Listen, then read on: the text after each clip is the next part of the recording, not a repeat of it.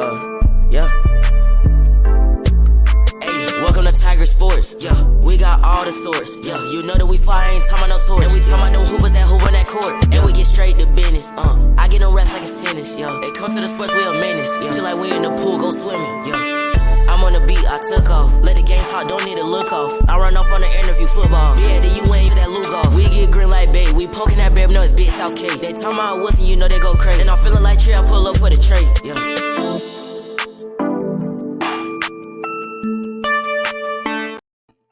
Welcome to Tiger Town Podcast. I'm Cam. I'm Lauren. And you can find this show on all podcast platforms for free. Remember to like, share, and give 5-star rating. How was your weekend, Lauren?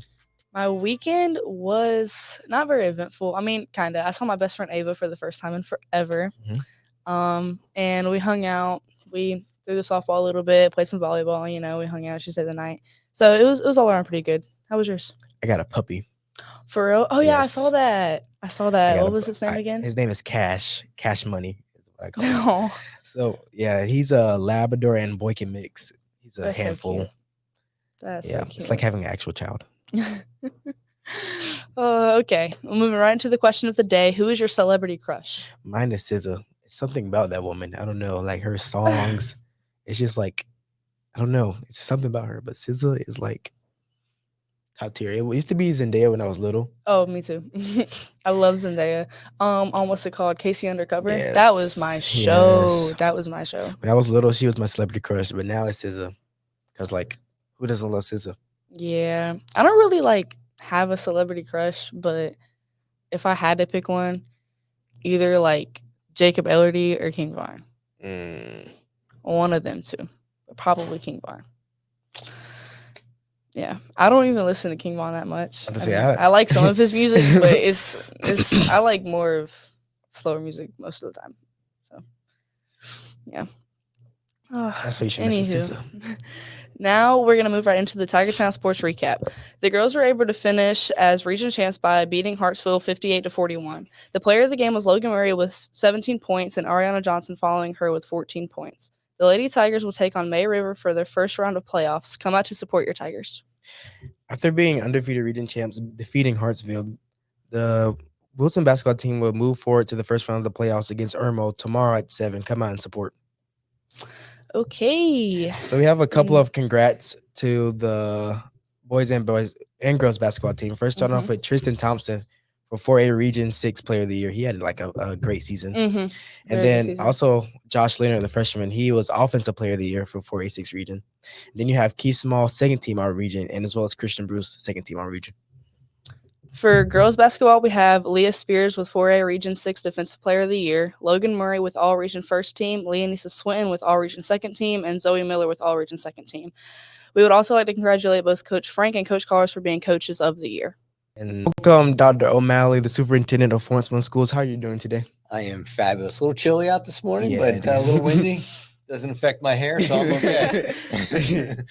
All right, so we're going to start off with some icebreaker questions, or what we like to call the Fab Five. What's your favorite movie? Favorite movie? Wow. I would say Gladiator is my favorite movie. That's the second time we had this on the show, I think. Really? Yes. And I still have not watched that movie. I don't know. You need to watch it before the next one comes out. You know, too. But Gladiator and Russell Crowe is my favorite. That's nice. Okay. Do you have a favorite cereal? Yes. Okay. Frosted Flakes is my favorite cereal. I'm behind and I you. even had some this morning. I can go with the Frosted Flakes. All right. What's your favorite genre of music? What type of music do you like to listen to? I'm pretty eclectic with music. I like everything from Pearl Jam to country music. It's everything in between. I'm a big fan of music, so I like a little bit of everything. And Andre Pacelli, I can do a little opera as well. So, I like a little bit of everything. It's nice. Who's your favorite actor? Favorite actor? I don't know if I have a favorite actor. I'll just go with Russell Crowe in my favorite movie, Gladiator. He seems to be an easy one, but not necessarily a favorite actor. Got you. And then last one, what's your favorite type of food? Favorite type of food? My favorite food is pizza. Okay. Not pizza in South Carolina, but pizza maybe like in New York. where you can get about a slice, some oil dripping, and some good stuff there. So, yeah, definitely not CC's. No offense. They want to offend anyone, but some good New York pizza is my favorite. Yeah. All right. So now to get a little bit more about yourself, where were you born? I was born in Great Falls, Montana, on an Air Force base. My father was in the Air Force, and if you recall that balloon that flew over the United States and then landed and got shot down in Myrtle Beach, but that was flying over the Air Force base where I was born in Montana. Wow. There's a particular reason for that. That's where a lot of the missiles are. So they were definitely looking for missiles. So it's pretty interesting. I've never been back. It's pretty cold there. So Great Falls, Montana. What was childhood like growing up on there, like on the base? Well, I was born there, but I grew up in a place called Kearney, New Jersey, and I had a pretty, I could say, normal childhood. I'm the oldest of four, and I got a chance to beat up my brothers and sisters. So just in case they're listening, they'll know that. But pretty normal childhood. Played a lot of sports, and big sports fan. Did you go to high school in Jersey? I did. I went to Toms River East High School. Probably everybody knows Toms River if you're familiar with the Little League World Series. Won a couple of Little League World Series, and yep, Toms River right along what you would call the Jersey Shore, and if you watch television, but that wasn't me. That's a television show. So, but that's where I grew up. All right, you say you like sports. Did you play any sports in high school? I did. I was a wrestler, and I played football. But wrestling is my favorite sport. I don't know. I can never really watch wrestling.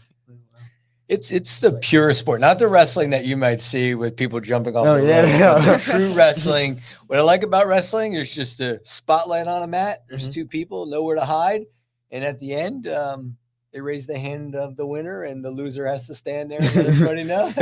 So it's a pure sport. What college did you go to after high school? I went to the best school in South Carolina, Clemson University. Oh, you had me for a second. You needle it here a little bit for a second, bro. Never mind. We're gonna skip that question. We're moving on, aren't we? Oh, so did you play any sports in high school? In high school, I mean, not high school. I mean, college. No, I did not. Matter of fact, for wrestling, I wound up dislocating both my shoulders 12 times. So I've got steel pins in both shoulders and kind of bionic man. So my sports days were over once I got out of high school. That reminds me of one of my friends. He broke his ribs 12, a lot of times. It was around there, but he was in and out of the hospital because he rode dirt bikes a lot, constantly getting hurt. Yeah, scares the crap out of me. Yep. Right, so what did you major in college? So I majored in both political science and education. I wanted to be a psychiatrist when I came out. But I'm a superintendent, so I deal with a lot of crazy people. So I think it kind of worked out well. So it's been a good ride. Coming out of high school, did you know that's what you wanted to do, or did you kind of jump around? I really didn't know what I wanted to do. I kind of fell into education through just taking some classes and liking it.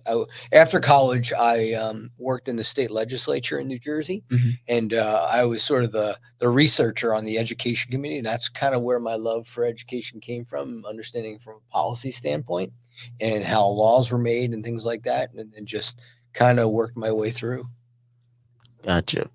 And so with your going into, you said you got into education later on, who inspired you? Was there someone who inspired you to get into education, or you was like, hey, let me just try something new? I had a lot of good mentors when I was, so I started out being a fifth grade teacher. And through that process, my principal at the time, and even the superintendent, who my parents knew and grew up with, were always good mentors and just kept saying, you should get this certificate and you should do these things early on because you never know what life will bring. And they were right, because I wound up being the youngest superintendent in New Jersey at 33 years old. So life happens. So I would encourage everyone to just, not, even if you know what you want to do, just kind of make sure you put yourself in positions, get a degree or understand some skills, because you never know where life's going to take you, especially in your world being young. The world is ever changing, and you never know what possibilities could come up and steer you along the way.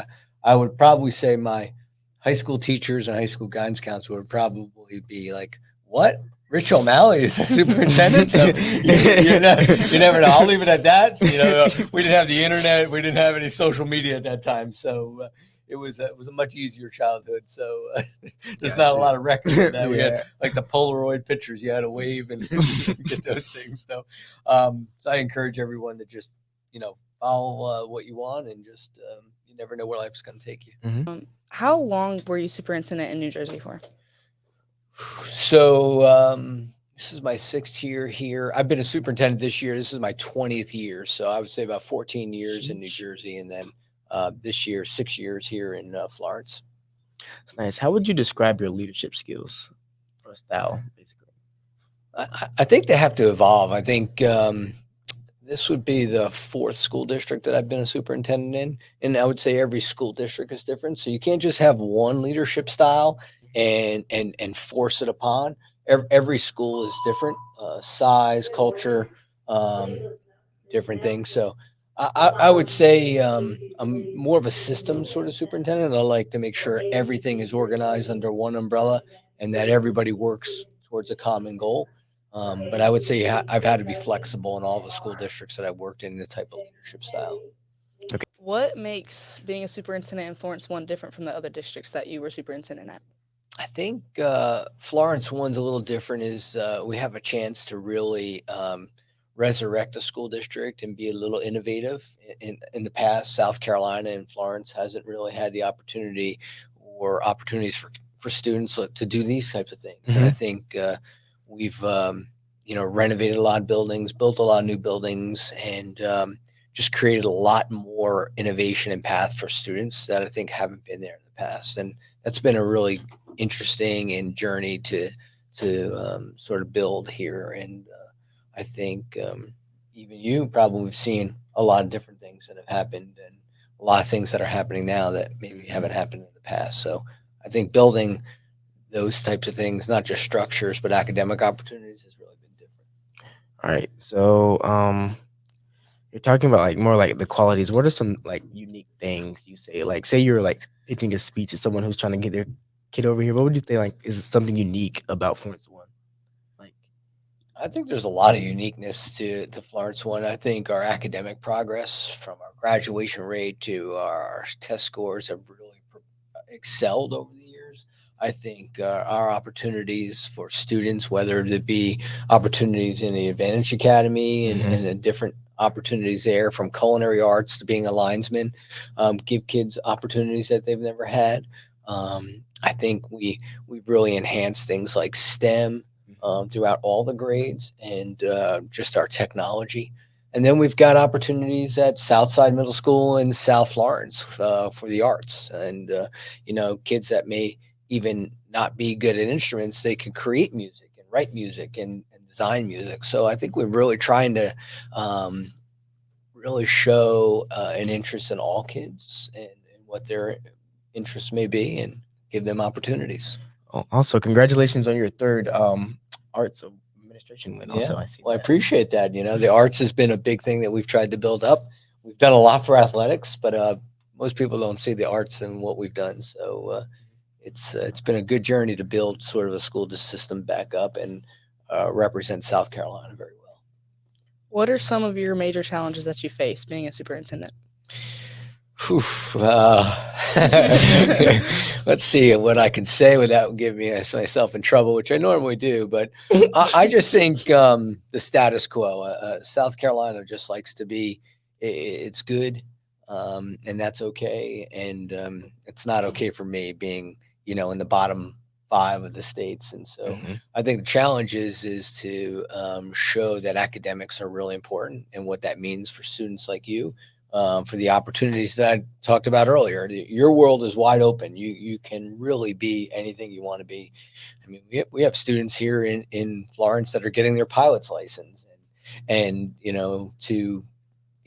having kids have opportunities in healthcare. So I think the biggest challenge is to show people that academics are really important, and what it means for you in the world that you live in, different than maybe your parents or your grandparents' world. And you're competing against a lot more people than, say, our generation. You're competing worldwide, and so we've got to make sure that you're prepared for that crazy world that's out there. And so the challenge has been about just getting people to buy in how different your world is and how important it is academic achievement is. All right. Would you say when you first got here, the vision you had for Florence One, would you say that you agree that you're completing that vision, or like you're moving towards that goal you had? Yeah, I think when I first got here, I was like Star Trek to people. Like, who is this guy beamed down from Mars? What does he think he's going to do? We've come a long way. We still have a long way to go. I don't think we're ever at an end point, but I think we kind of take it in 5-year chunks, and we just completed 5 years. We've got the next 5 years. So I think we're sort of midway, halftime, and where we want to be. But the world constantly changes. So I don't think we'll ever be done in that vision of where we'd want to see Florence One schools. Gotcha. In your own words, how does Florence One foster a sense of community and pride among its students and staff? I think that comes from the students and the people that are working in our schools, because it talks about one of my biggest challenges is outside of the schools and convincing people that education is important, buy into that we have a really good school district. So I think a lot of it comes from those inside the buildings. That would be the students, the staff, to say, hey, this is what's really happening in our schools, and share that amongst the community.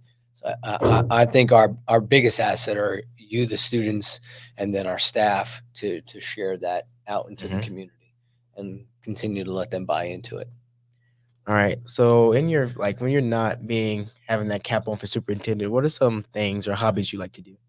Well, I work out every morning at 5 o'clock. That's sort of something I have to do. It clears my head and keeps me fit. And then I would say the other thing I love to do is play golf. And it's probably, one of the hardest games. People say, how do you watch it on TV? But if I say that if you've ever played the game, to put that little ball into a hole 500 yards out is not as easy as it looks on television. So running, keeping fit, and golf are probably the things I do when I'm not in school mode. Do you play golf at any of the country clubs here? I play at actually all 3 courses: Trace's Country Club in South Carolina and the Florence Country Club. So I try to, gets kind of boring playing at the same place. So I try to make sure and one of the reasons why I came to South Carolina, there's a lot of golf courses. Yeah, so there are golf courses in Manning that we've played, and all the way to the beach. And so it's a good place to get out and try a lot of different courses. I don't know. I can never really get into golf. Most I do is go to Top Golf. Top Golf. Most I do is go to Top Golf. That's about it. It's hard, right? I mean, it's not easy, and Top Golf is just a little bit of what it is, but it's a difficult game. And the thing about golf is just you never hit the same shot, twice, and every time is different. So it's a little different. Coming from softball, it makes me so mad. Yeah, because it's just, they're 2 completely different swings, and it's hard to translate from one to the other. I hate it. It is a definite. If you've been a softball or baseball player, it's a different swing, and but athletes tend to do well in golf. You see people like Steph Curry who can play golf very well and shoot a basketball well. So some of those, just being athletic really helps in some sense. What are some success stories resulting from Florence One School's commitment to diversity and inclusion? And I think, we're a very, I came from probably one of the most diverse school districts in the country. And I think in that answer is diverse isn't just black or white, as sort of it is in South Carolina. There were 91 different languages spoken in my previous district. I mean, there's 27 different languages spoken in Florence One schools that most people don't realize. We have a growing Hispanic population that is throughout our schools. But I think we look at things from a lens of all students can succeed. And I don't necessarily believe that it takes one religion, one culture, black, white, brown, It's about giving all kids opportunities and seeing where you can excel. So I think if we take it at that standpoint, I think that's what we do well is trying to reach all kids and what they want to do, and whether they're athletes or whether they're involved in computers or the band.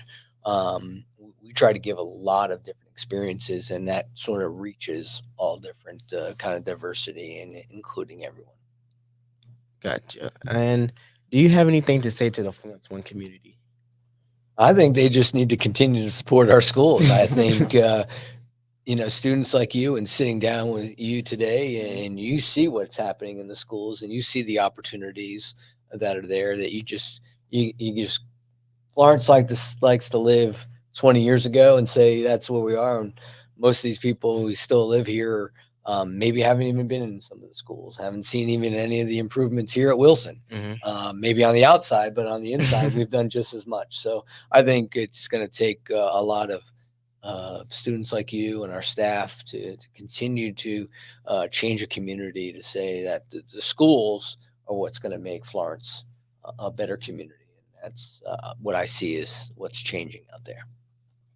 So let's say you were to take a completely different path and you were to be famous for something completely different other than education. What do you think that would be? That's a great question. If I had to choose a different career, I think I'd love to be a professional golfer. It just, you're just always playing great weather. You work 4 days a week. You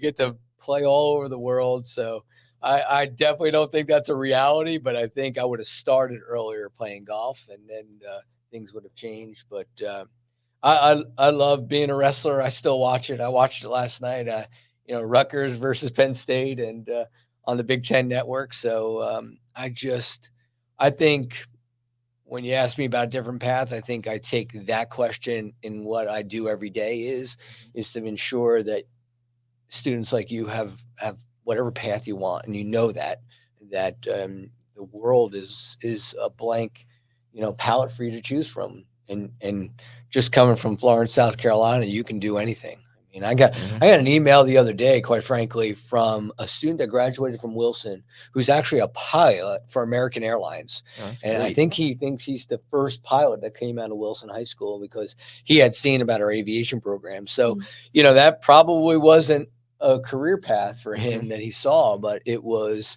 something that just evolved. And so my earlier comments are to that person, and his email to me was, make sure you tell all those students at Wilson that they can be whatever they want. Because as he said, my guidance counselor probably didn't think I'd be a pilot, never mind some of the other things. And he wanted me to just share that with you. So I'll share that this morning as, if I could choose a different path, that's what it would be. But I think I'm pretty blessed on where I am today. And I think I get to meet a lot of good people, including the two of you this morning. Thank you. I am a great person. Well, thank you for coming out with us, Dr. OMalley. Do you have any shout outs today? No, I think I just shout out to all the students at Wilson. They've really made us proud. They've accepted some of the challenges, both academically and athletically, and I'm just glad I get to sit and do things like this, have a podcast, because I don't think those were possible when I first got here, and the equipment and some of the staff that we get, it's pretty amazing, and people want to work here. So I would just shout out to the students here at Wilson, as well as the staff, that I appreciate all they do every day for students like you. All right, so thank you again for joining us this week on the Tiger Town podcast. Remember to find us on all podcast platforms for free.